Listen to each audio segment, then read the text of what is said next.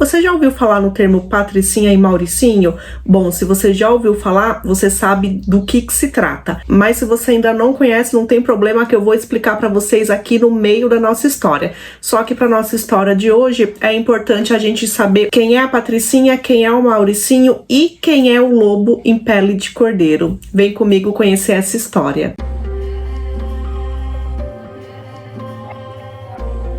Oi pessoal, tudo bem com vocês? Eu sou a Thaís Rory, sejam muito bem-vindos aqui no Sexta Estranha. Eu vou contar a história de duas pessoas, da Jennifer Levin e do Robert Chambers. Então, vamos lá para a história de hoje. Jennifer Dawn Levin nasceu dia 21 de maio de 1968 em Nova York, nos Estados Unidos. Ela é a segunda filha de Steven e Ellen Levin. Os pais se separaram quando ela era muito jovenzinha ainda, ela tinha 5 anos de idade.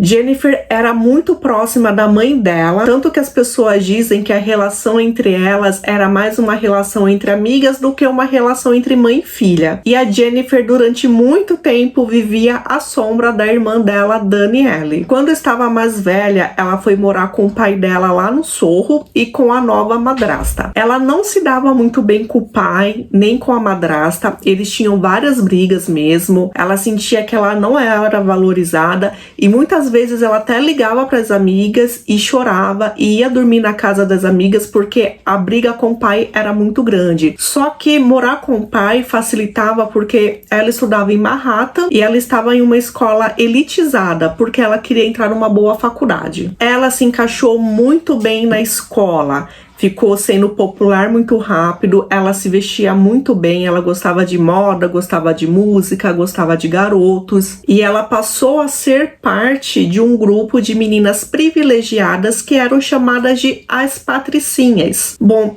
para você ser uma patricinha, você tinha que se vestir bem, ser simpática, ser popular. As pessoas olhavam para você e admiravam você, sabe? Na década de 80, que é quando se passa essa nossa história, se você era uma patricinha, você era vista com glamour. E assim era a Jennifer. A Jennifer não era só roupas e popularidade. Ela era muito inteligente e era muito sociável. Mas o termo patricinha se encaixou muito bem nela. Tanto que mesmo fazendo parte da escola há pouco tempo, ela já era convidada para festas totalmente exclusivas. E aí ela começou a frequentar um bar, que era um bar-restaurante perto do Central Park, chamado Dorian's Red Hand. O dono do bar tinha 9 filhos e todos os filhos eram de escolas particulares. Por isso, os filhos levavam os amigos até o bar e era meio que um bar considerado assim família.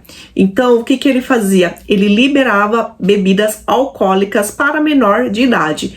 Não preciso nem falar que, o bar era assim, né? Quando a Jennifer estava no bar, ela também era o centro das atenções. Ela ia de mesa em mesa, conversava com todo mundo, até que ela viu um rapaz que chamou muito a atenção dela e ela não conhecia. Quando ela foi perguntar para alguns conhecidos quem que era aquele cara bonito, foi descoberto que ele se chamava Robert Chambers. O Robert era tido como aquele cara moreno, alto, bonito, sabe? Clichê. Era clichê mesmo, gente. Até covinha o cara tem. Com olhos azuis, muito bem apessoado, muito bem vestido.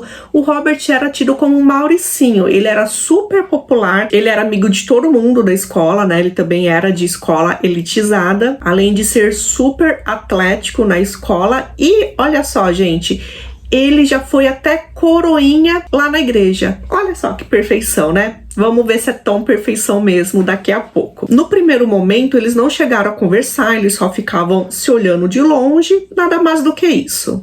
E além de ser tudo isso, o Robert, ele tinha um temperamento calmo e sensível, então as garotas caíam pra cima dele, né? Ele era o pacote perfeito. Eles só foram conversar mesmo no ano seguinte. Então já estamos falando do ano de 1986. A Jennifer tinha um namorado fixo, só que eles brigavam muito, então às vezes eles se separavam, às vezes voltavam, e em algumas dessas separações ela acabava conhecendo outros rapazes e ficando com outros rapazes. Em uma dessas brigas, né, que ela acabou se separando do namorado, ela foi até o Dorian's e lá ela viu que o Robert Chambers estava. O Robert chegou na amiga dela e perguntou sobre a Jennifer. Ele quis saber quem que era a garota mais bonita ali do bar. Então a amiga dela chegou na Jennifer, falou, olha, ele perguntou de você e tal. Ela criou coragem, né, gente? Precisa criar coragem e chegou lá no boyzão. Aí eles começaram a conversar e eles viram que tinham muitas coisas em comum.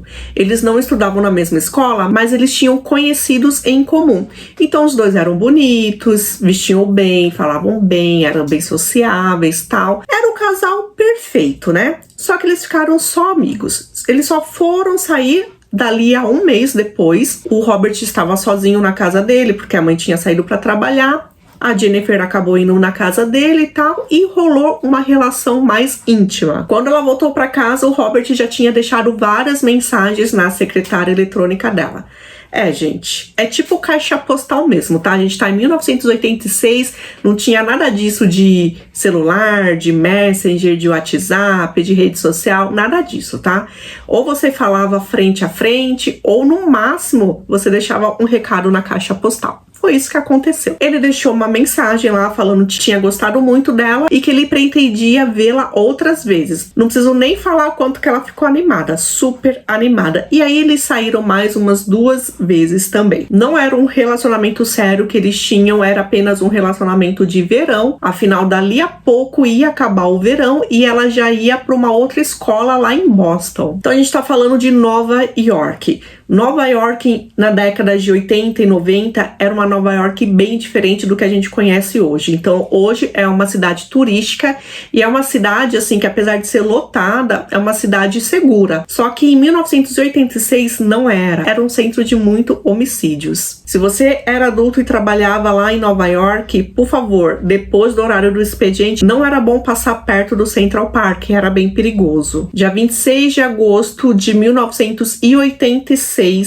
uma ciclista estava pedalando ali logo cedinho, cerca de 6 horas da manhã, no Central Park, e acabou avistando uma pessoa deitada. Só que aquela pessoa estava deitada numa posição meio estranha. Ela procurou um orelhão e ligou para a polícia e disse o que tinha encontrado. Logo em seguida, a polícia chegou, fechou toda aquela área. Eles viram uma moça, ela estava deitada no chão, ela estava com a roupa toda mexida, né, a mini saia, a blusa, e ela estava sem a roupa de baixo. Os detetives acharam muito estranho porque parecia que aquela posição que a garota tinha sido deixada era uma posição meio que perfeita demais. Parecia que era uma encenação, que alguém estava encenando, porque ela tinha que estar exatamente naquela postura. Fora ela estar naquela posição, né, infelizmente sem vida, eles perceberam que a bolsa dela estava jogada no chão e todos os pertences dela estavam também espalhados na grama. Logo eles encontraram a identidade dela e puderam identificar que aquela garota tinha somente 18 anos e se chamava Jennifer Levin. Uma mulher jovem, bonita, bem vestida, encontrada no Central Park. Gente, a mídia enlouqueceu. Logo tinha muitos repórteres e jornalistas e fotógrafos lá. Os detetives conseguiram esconder o nome da Jennifer, né? Até o momento que eles entraram em contato com o pai e com a mãe e infelizmente deram aquela notícia. A mãe correu para o Central Park, enquanto isso o pai dela acabou telefonando para algumas amigas. Uma amiga dela, que era a melhor amiga dela, claro, ficou muito em choque e todos quiseram, né, ir para o Central Park e tentar descobrir o que estava acontecendo. Então os detetives, eles tinham que rastrear os passos da Jennifer. Eles perguntaram para o pai dela o que ela tinha feito, né, nas últimas horas. E aí ele explicou que ela tinha resolvido sair com 2 amigas para se divertir e que ela já tinha avisado que não voltaria para casa, por isso que ele não se preocupou com a ausência dela. Ela disse que ia dormir na casa de uma das amigas. E aí a Jennifer, ela tinha uma agenda diário que o pai acabou entregando para os detetives para, né, quem sabe descobrir ali alguma pista. A polícia entrou em contato com essas amigas da Jennifer e elas disseram que foram jantar em um restaurante mexicano. Aí elas já tinham bebido um pouco e logo depois do restaurante elas resolveram ir pro bar Dorian's. Elas chegaram lá no bar pouco depois da meia-noite. E aí elas indicaram algumas pessoas com quem a Jennifer conversou. Então os policiais foram chegando, né, checando nessas pessoas, e essas pessoas falavam, ó, depois que ela conversou comigo, ela conversou com fulano. Ah, depois ela conversou com cicrano. Até que chegaram a última pessoa que disseram que tinham visto ela falando. E essa pessoa, gente, chamava Robert Chambers. Robert Emmett Chambers Jr. nasceu dia 25 de setembro de 1966, também nos Estados Unidos. Era filho de Robert Emmett Chambers e Phyllis Chambers. Então, como eu já falei pra vocês, ele era muito bonito, né? Ele chamava muita atenção quando chegava em qualquer lugar. E ele tinha sido coroinha, né? Ele vem de uma família católica. O padrinho dele da Igreja Católica foi um influente arcebispo chamado Theodore McCarry. Mais pra frente eu vou falar desse arcebispo. O Chambers, ele era alguém muito popular, só que ele era um pouco introvertido. Ele gostava de ficar mais quieto. Ele era tido como mais reservado. Só que era tanta mulher chovendo na horta dele, né, que ele acabava dando atenção para todas e conversando com todas. Ele ficava bêbado e chapado muito facilmente, só que os amigos acabavam perdoando isso. Bom, o Robert tinha uma namorada chamada Alex Capp, e no dia 25 de agosto de 1986, eles estavam juntos no apartamento dela. Ela já era independente, né, já morava sozinha, e aí era 4 horas da manhã, ele resolveu voltar para casa, pegar um táxi, só que ele não tinha dinheiro. Ele pediu dinheiro pra namorada e ela falou assim, ó, pega lá na minha carteira, eu tenho uma nota de $5, uma nota de $50, mas pega a de 5 e pode ir para casa. Mais tarde, ela foi verificar a carteira e viu que ele tinha levado todo o dinheiro. Claro que ela ficou muito brava. Ela telefonou para ele, tirou satisfação e ele falou, imagina, eu só peguei os $5, eu não sei nada do seu dinheiro. Ela queria conversar, né, pessoalmente com ele, e eles combinaram de, naquela noite, encontrar ele às 8 horas da noite lá no bar famoso, no Dorian's. Às 8 horas da noite ela já estava lá na porta esperando ele aparecer. Ele não apareceu, e nesse meio tempo estavam passando na calçada várias pessoas, e uma delas era uma garota que deu para ela uma pulseirinha da amizade. A Alex na hora achou uma bobagem, mas acabou aceitando a pulseira, e só depois que ela foi descobrir que a garota que deu aquela pulseira para ela chamava Jennifer Levin. Bom, para piorar, ela já estava ali muito tempo esperando o namorado. Às 11 horas da noite ele chegou, o bonitão passou pela porta, passou por ela como se não tivesse visto. Ela ficou louca da vida. Ela foi até atrás dele, cutucou ele, chamou, gritou, falou um monte de coisa pra ele, e muitas pessoas ali viram tudo aquilo acontecer. Jogou as coisas na cara dele, foi embora e deixou ele lá sozinho. Bom, depois disso a gente sabe que a Jennifer Levin chegou até o bar e acabou encontrando o Chambers e tal, e a polícia determinou que a última pessoa que tinha visto então a Jennifer era o Robert Chambers. Eles telefonaram pro Robert, fizeram algumas perguntas e acharam algumas coisas estranhas, então pediram com que o Robert fosse lá até a delegacia. Primeira coisa que os detetives notaram, gente, é que ele estava com o rosto todo arranhado. E quando o detetive perguntou o que tinha acontecido, ele respondeu uma coisa super simples, que o gato dele arranhou. Ele disse que estava brincando com o gato, de jogar o gato para cima e tal, e no momento que o gato caiu, ele se assustou e acabou arranhando o Robert.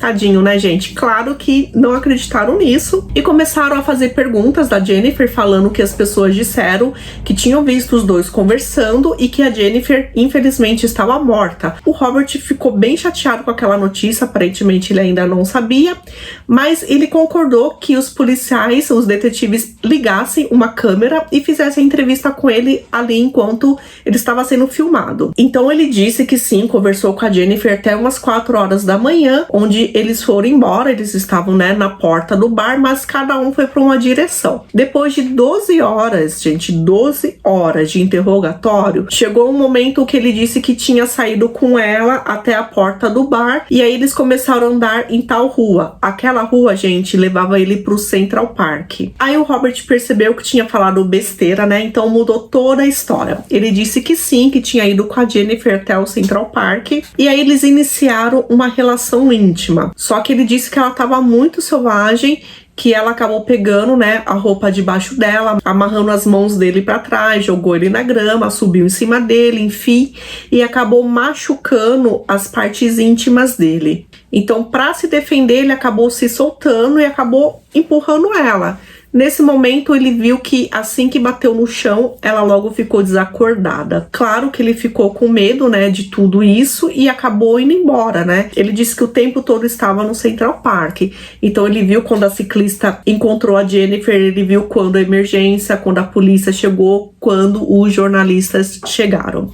Claro que ele foi preso e a mídia rapidamente ficou sabendo de toda a história, né? Porque sempre tem um policial que é amigo de um jornalista e o Robert passou a ser chamado de o Mauricinho assassino. A família contratou um advogado para o Robert, um advogado muito bom chamado Jack Littman.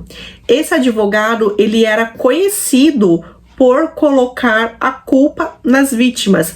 Tanto que assim, isso era tão comum dele que começou a surgir uma gíria falando, olha, você foi litimizado. Olha que horror, né? Primeira coisa que esse advogado fez foi chegar até o juiz e falar que ele tinha que soltar o Robert porque foi tudo um acidente. Ele não fez aquilo de propósito. O Robert é inocente e a culpa foi da garota, que foi muito agressiva. E o pior não foi isso, gente. A imprensa estava em polvorosa. Ela vendeu muitos jornais naquela época. Então eles começaram a divulgar que o Robert era um pobre coitado, tal, que ele fez aquilo sem querer, porque na verdade ele estava sendo agredido. Foi ele quem sofreu a violência. Então, para se defender, ele acabou fazendo isso com a garota sem querer. Nesse mesmo tempo que o Robert tinha conquistado o público, a reputação da Jennifer ia pro buraco, porque a imprensa começou a tratar ela como se fosse uma promíscua, agressiva, louca. E o caso passou a ser conhecido como o assassinato da Patricinha.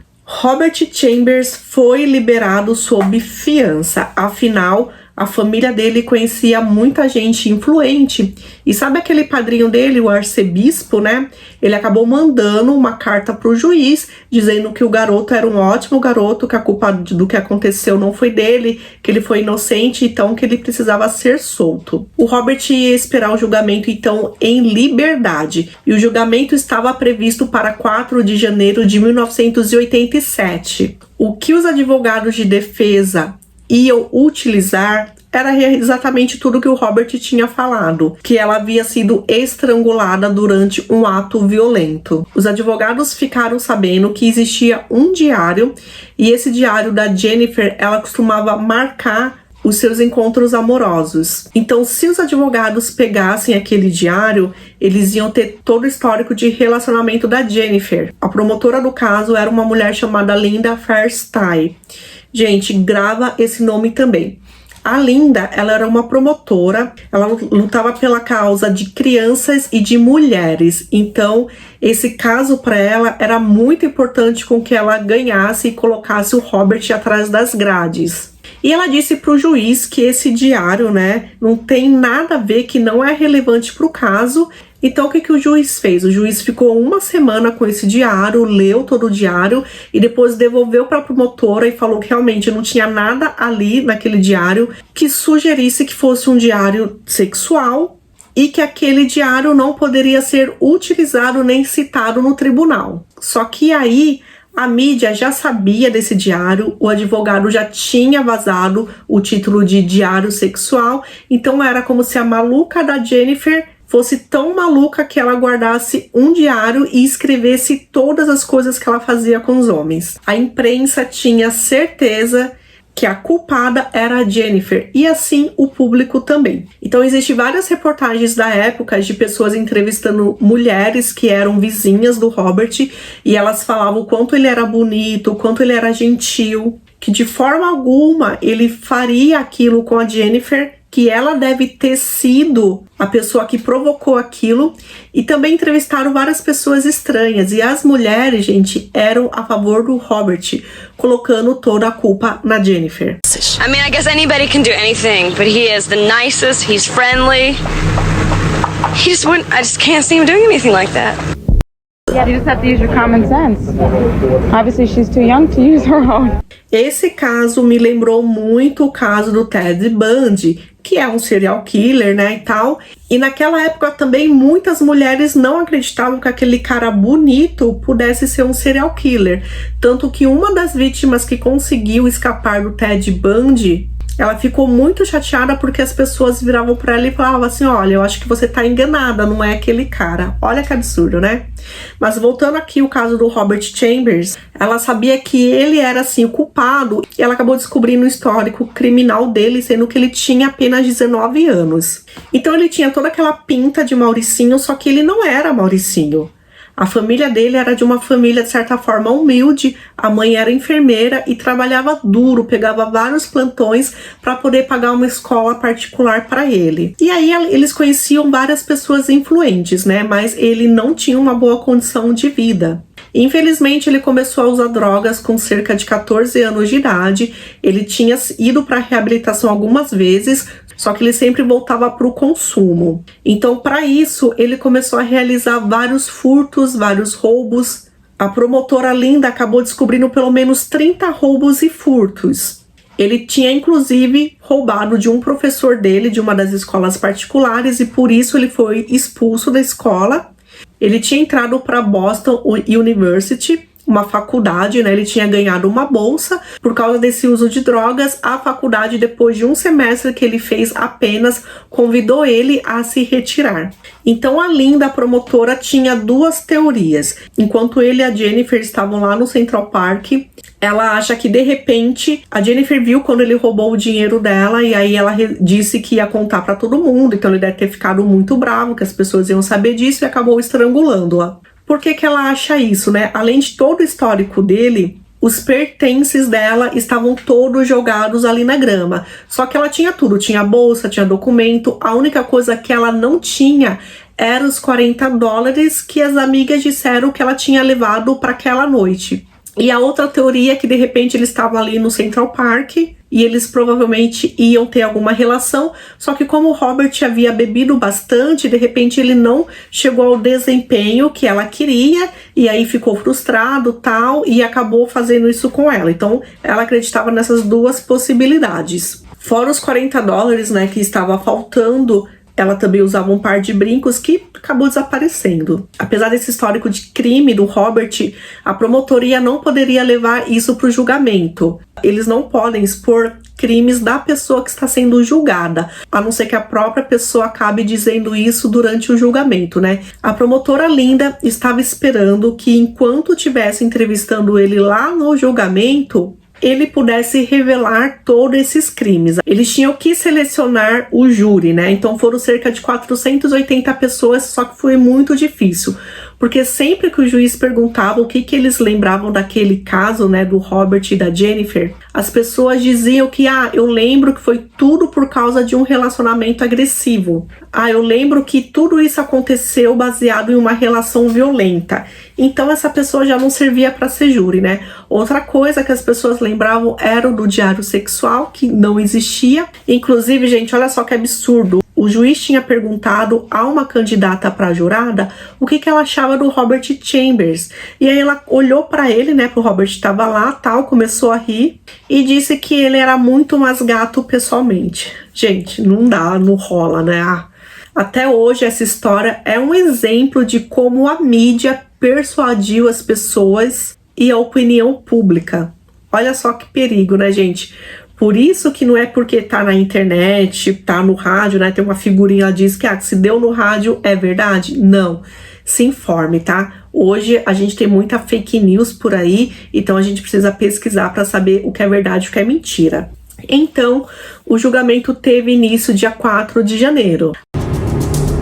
Today, opening arguments began in the sensational trial. A autópsia revelou que a Jennifer foi morta por estrangulamento e que foi por estrangulamento repetitivo no pescoço, que além de tudo precisava de muita pressão. Ela foi sufocada pela boca e pelo nariz, que acredita-se que ele tenha feito isso com a jaqueta jeans dela que estava próximo do corpo.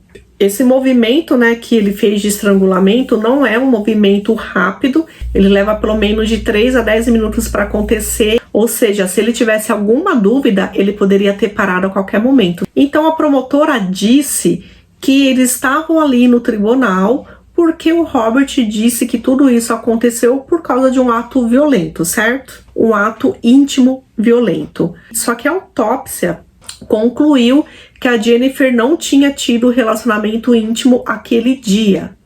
Se isso não aconteceu, então essa tese não servia como tese de defesa. Os advogados contrataram o seu próprio médico forense, que disse que o machucado no pescoço é compatível com o que o Robert tinha dito que fez, que foi puxar ela assim pelo pescoço. A promotora ela fez um grande erro nesse julgamento, ela não chamou ninguém, nenhuma testemunha para ir contra o Robert. Por quê? Porque ela estava esperando que no momento que fosse poder entrevistá-lo, que nesse momento eles iam desmascarar quem era o Robert. Só que não, os advogados eram muito espertos, os advogados não levaram ele para depor. Então, se ele não poderia depor a favor de si mesmo, ele também não poderia depor contra. Gente, foram 3 meses de julgamento, se passaram dias e não houve nenhum veredicto. Então, eles resolveram entrar em um acordo. Nesse acordo, o Robert tinha que falar que era culpado. Então, depois de 3 meses sem falar nada no tribunal, ele acabou dizendo que ele era culpado, sim, de assassinar a Jennifer. For 2 years I have not been able to say I'm sorry. I've not been able to say anything. But now I wish to have my feelings known. And I wish to apologize to the family and to our friends for all the trouble that they've gone through. I've never wanted any of this to happen to anybody. E por causa disso, ele levou uma pena de 5 a 15 anos de prisão. Um mês depois da sentença, um programa sensacionalista acabou colocando no ar um vídeo do Robert Chambers. Esse vídeo foi gravado enquanto ele estava, em liberdade, que ele teve sob fiança. Ele estava numa festa com várias garotas e em um determinado momento ele aparece segurando uma boneca Barbie e torcendo o pescoço dela. E aí simplesmente ele diz: "Ixi, eu acho que a matei". Essa cena mudou totalmente como o público via o Robert. Até então ele era tido como um garoto inocente e tal, e viram que não era bem assim, viram que eles tinham se deixado enganar por aquela cara bonitinha. Sim, nós temos o nosso lobo em pele de cordeiro. Algumas pessoas começaram a telefonar para a promotora dizendo que se tivessem visto aquele vídeo durante o julgamento ou antes do julgamento, a opinião delas e a decisão delas seriam outras. Só que aí não tinha mais o que fazer. De 5 a 15 anos de prisão significava que ele poderia ser solto, antes dos 15 anos, por exemplo, por bom comportamento.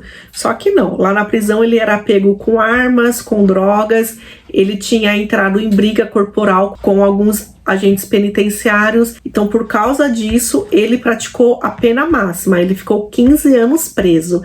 Gente, dentre 15 anos, pelo menos 5 anos ele ficou na solitária. Bonzinho esse rapaz, Em 2003, ele foi solto. A mídia, caiu em cima dele, enfim, ele voltou a ser novamente o centro das atenções, só que ele fazia o possível para ficar afastado. Ele deu uma única entrevista nesse tempo que ele estava em liberdade, só que nessa entrevista, em momento nenhum, ele disse estar arrependido do que tinha feito com a Jennifer. A única coisa que ele disse é que, na época, ele era um garoto muito arrogante, mas pedido de desculpa não rolou, e eu acho que ele não era só um garoto, que ele se tornou também um adulto arrogante. Em 2005, ele voltou ao tribunal, dessa vez por portar drogas, mas a sentença dele foi apenas de 100 dias de prisão.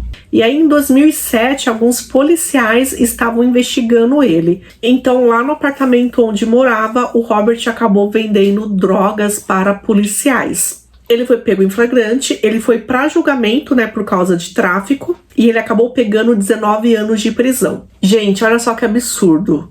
Ele matou uma pessoa e recebeu 15 anos de prisão. Ele traficou e recebeu 19 anos de prisão. É absurdo, como a nossa vida parece que não vale nada. Alex Kapp, que era a namorada dele quando ele tinha 19 anos de idade, aconteceu tudo isso, ela se tornou uma atriz.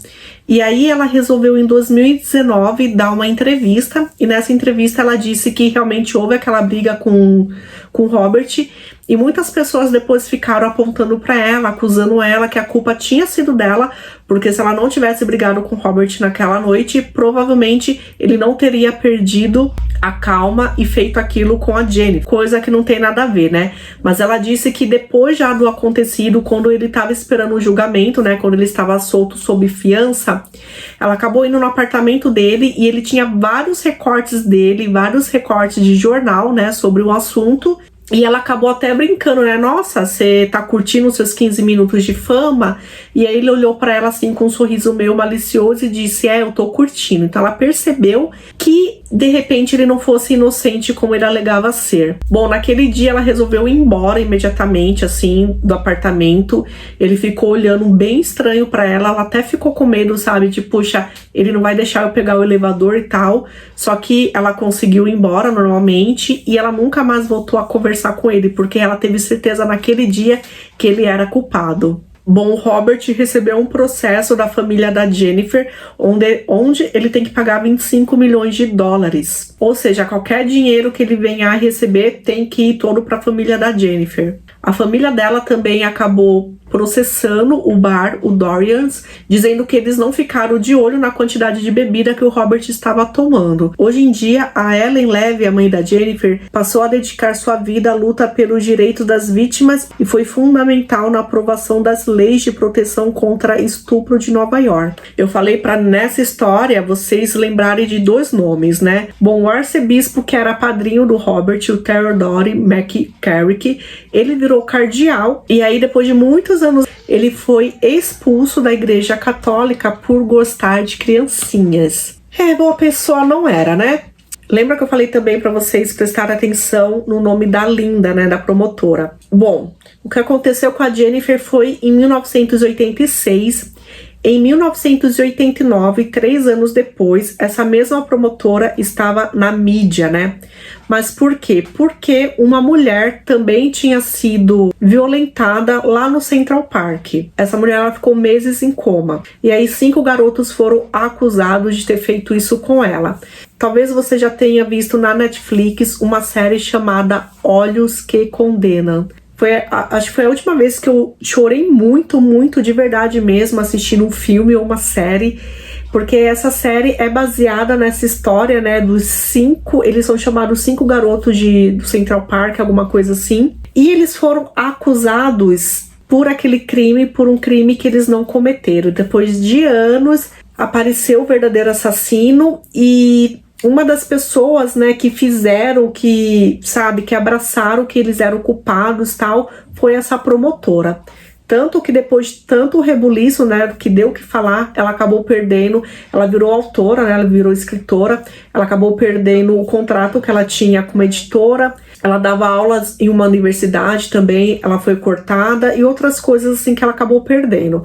Ela acabou até processando a Netflix, então esse caso assim, virou música de várias bandas, virou filme, virou livro também, virou documentário, enfim.